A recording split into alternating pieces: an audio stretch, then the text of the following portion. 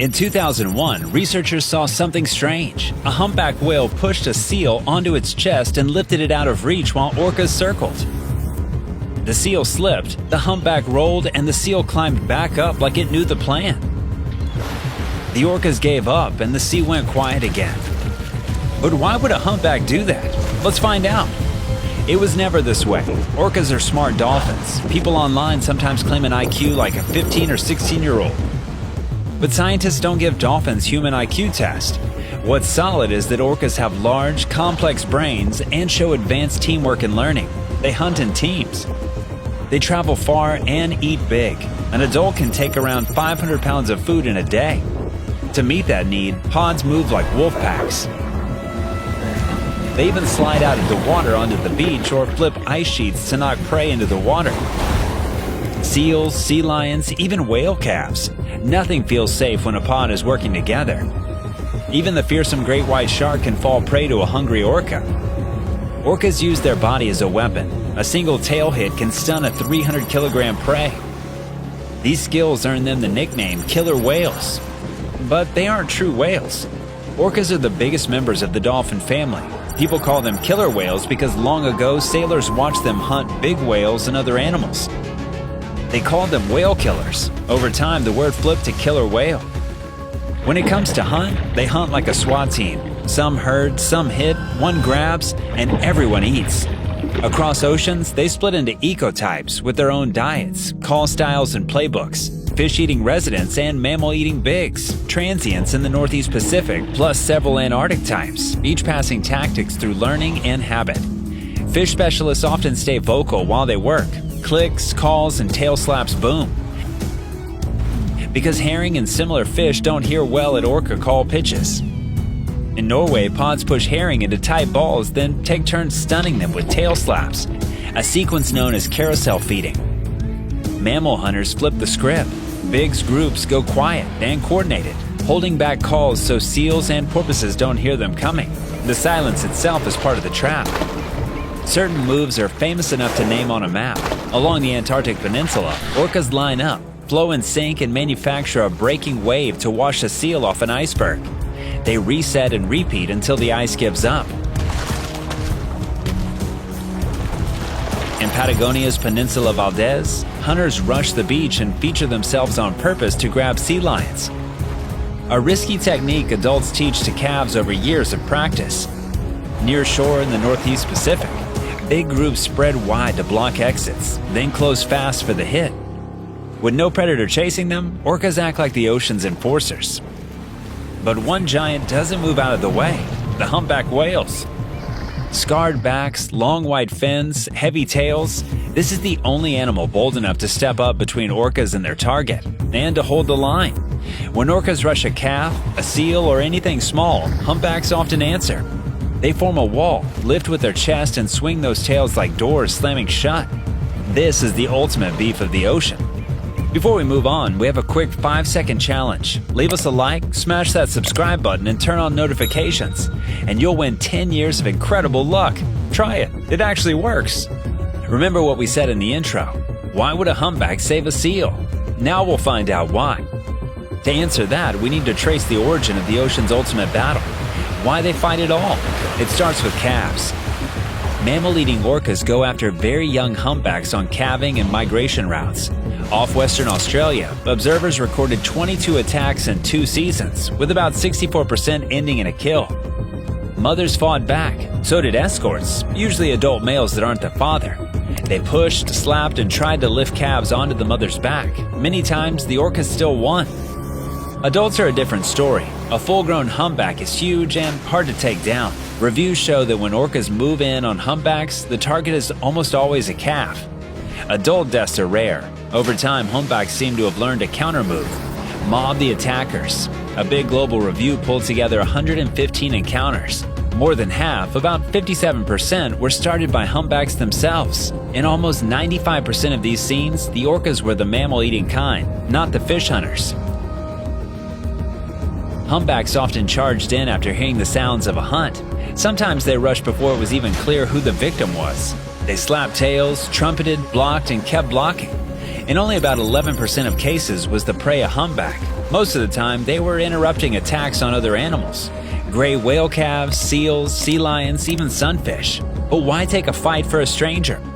A simple idea fits the pattern. Humpbacks built a habit to protect their own calves from orcas. That habit fires whenever they hear the signs of an orca hunt. The result can look like a rescue, but the root is anti-predator defense. Each side has tactics. Orcas try to split a calf from its mother, wear it down, then strike at the jaw, tongue, or flippers. They rotate roles and keep up the pressure for hours. Humpbacks answer with a moving shield. Mother and escorts turn broadside, hold the calf high, swing, and hit back. And they don't stop at family. They interfere again and again, even when the animal in the middle isn't one of theirs. Now the question is, who wins the battle?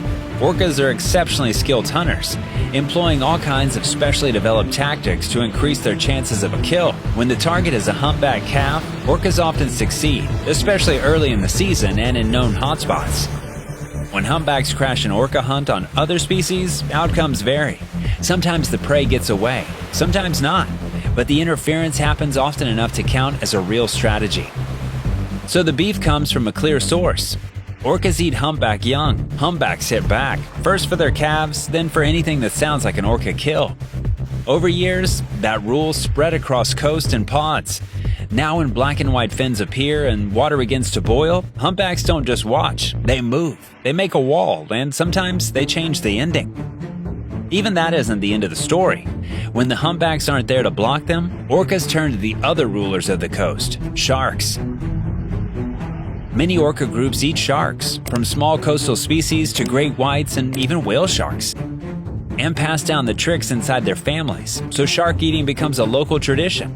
But why sharks? The nutrient-rich liver is the prize. In many sharks, it can be a quarter of the body, packed with squalene. Hunters cut in behind the pectoral fins, take the liver, and leave the rest. The pattern shows up again and again in South Africa, Mexico, and Australia. Off South Africa, a now famous pair nicknamed Port and Starboard learned to flip great whites over so it can no longer swim and extract the liver with surgical focus. Most of the time, groups do this together, but solo kills happen too. One orca finished a young great white in about 2 minutes at Mossel Bay. Sharks answer by leaving.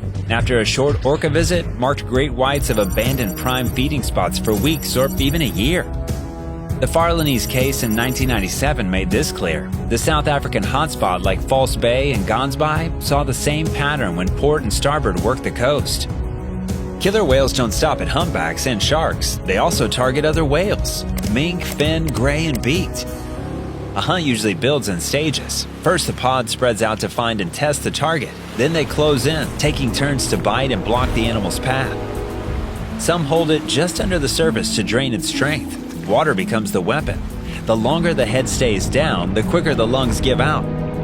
When the struggle ends, they start with the blubber, which is the richest part, and then they share the rest through the group. But they don't just go after other cetaceans. Dolphins also face a tighter, faster version of the same plan. Orcas rush the pod to split it, isolating 1 or 2 animals. One whale grabs and holds just below the surface. Another rams from below to throw a dolphin into the air and then take it while it's stunned. A few orcas can turn a busy bay into a panic in seconds. The lessons don't stop when the hunt ends. Orcas have culture, behaviors they learn and teach, not just instinct. Orcas pass skills down the family line. Calves swim at a parent's side, copying tail slaps, spy hops, and tight turns. They practice on bait balls and marine cabbage.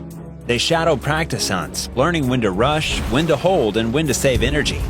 Misses are part of the training, so are small wins shared by the pod. Then comes the grandma effect. After they stop having calves, grandmothers lead. They remember where salmon ran in dry years, where seals haul out in storms, where currents bend a school of fish. When food is scarce, pods with grandmothers do better. The matriarch sets the course, calls the moves, and keeps the group together when the water gets rough.